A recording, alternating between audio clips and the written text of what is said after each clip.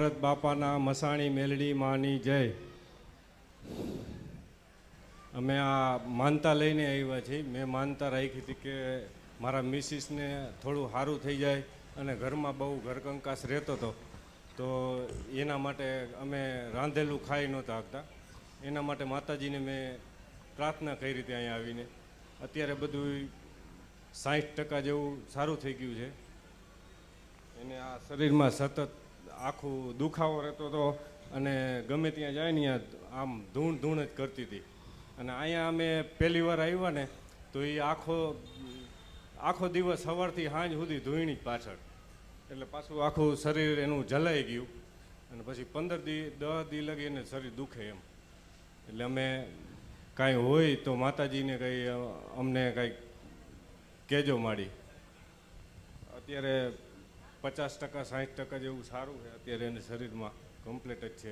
નકર હા રોજ એમ કહેતી કે આજે હું મરી જઈશ એમ, યમરાજા મને લઈ જશે. હા, પછી મેં કીધું હું અત્યારે ક્યાં જાઉં.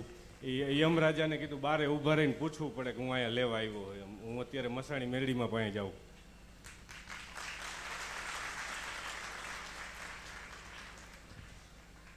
અને આશીર્વાદ દેજો આ તમારી દીકરીને. અને એને સપનામાં આવીને તમે મહેંદી મુકાવી હતી હાથમાં, એટલે અમે એક મહેંદીનો કોન પણ લાવ્યા છીએ. આશીર્વાદ દેજો માડી. અને અમારી કોઈ દેવીની, કોઈ અમારા માતાજીની કોઈ સિકોતરની ભૂલ હોય તો કહેજો. મારા સસરાના ઘરેથી ફોન આવ્યો મારા શાળાનો કે એના જે ભુવા હતા એને ધૂણીને કીધું કે આને દુઃખ અમારું જ છે એમ, તો કે મટાડ દે. એટલે મેં એને એ જ કીધું, મેં કીધું એ બધું ખોટું, આ મેલડી મારી જે કરે છે ને એ જ સાચું. પણ મટાડી દેતા હોય તો શું જોઈતું તું તારે?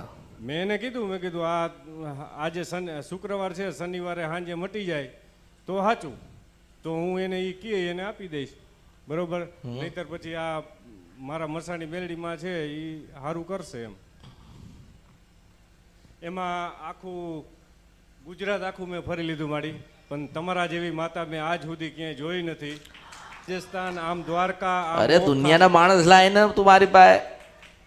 મોટો પેલો હોય ને દિગંબર, બધે ફરી ગયો. અરે મોટા દિગંબર ના લાય ને અરે નામ મોકલું તો ભર્યું મારા અવતારમાં ખોટ પણ ઉશિદ વંશપરા નદી ના ગંદ્રપિયા મેલડી. આમ જ કરે. એન પૂછ કોણ છો? કોણ છો અહીંયા કણે જો મેલડી માના સાનિધ્યમાં આવ્યા. હે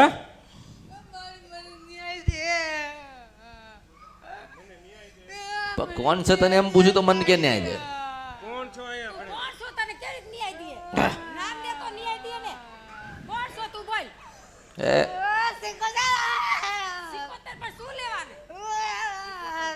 દરેક ને એક સલાહ છે કે એને એવું કીધું કે હું પિયરની શિકોતર છું, કીધું ને એ તો એની રીતે હરખું કરે છે, તું એ ધ્યાન રાખ. એને એવું કીધું કે હું પિયરની શિકોતર છું, તું એક વસ્તુની યાદ રાખજે, એક વસ્તુનું ખાસ યાદ રાખજે, માં કોઈ દાડો દીકરીને દુઃખ ના હાલે. મેં એને એ જ કીધું તું માડી. મેં કીધું આ દરેક માટે એક સંદેશ, માં કોઈ દાડો દીકરીને દુઃખ હાલે. જે નીચે બેઠી પૂછી જો.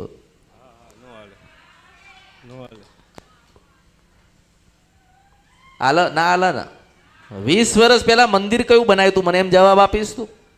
મારી મોમાઈનું મંદિર બનાવ્યું તું. મારી મોમાઈના રામ છો, મારું દુઃખ છો, મેલડી છો, હું શું સપરા નદી ગંદ્રપ્યા મેલડી છો. પકડ્યું ને માડી?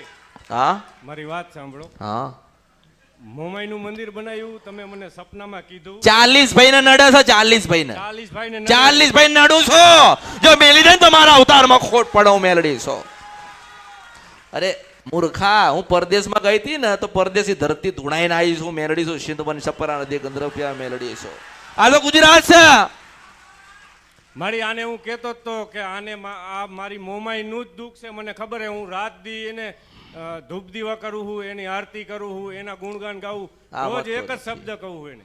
મેં તને શું કીધું ને પહેલા તું વસ્તુ સમજ કે માં દીકરીને નડતી નથી. કોઈ શિકોતર, કોઈ પણ શિકોતર હોય ને, કોઈ પણ શિકોતર હોય ને એ દીકરીના વારે નથી જતી, દુઃખ દેવા નથી જતી. આ ભુવા લાયા. શું લાયા? ભુવા લાયા. આ ભુવા લાયા કે દીકરી તારી પત્ની હોય ને, તારી પત્ની હોય ને, તારી પત્ની અને તારી પત્નીને દેવ થાય તારી પત્ની તો એની દીકરી હોય નડવા જાય? ના ન જાય.